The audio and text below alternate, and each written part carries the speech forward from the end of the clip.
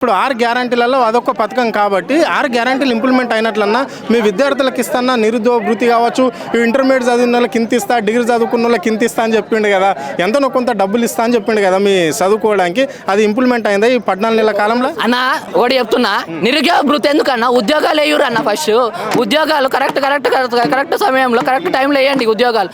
మీరు వచ్చిన ఏమంటే ఇప్పుడు మేము మాదని కాదు, అనేక విద్యార్థి సమస్యలు ప్రొటెస్ట్ చేసినాయి మీ మీడియాలో మేము కూడా చూసాను నేను.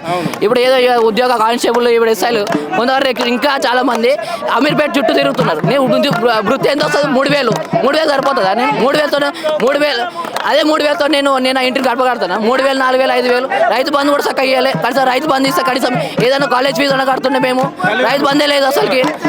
ఇంకా అడ్డుపడి ఇప్పుడు ఇస్తాం అనేసి రైతు బంధు కూడా పక్కన పడేసారు అసలుకి. ఇంకోటి మీకు తెలిసి ఉంటే నీ కరెక్ట్ రాజకీయాల మీద అవగాహన ఉంటే నువ్వు పరిపాలన చేసుకో. లేదు నాకు తెలియదు అంటే పోయి రిజైన్ చేశాను.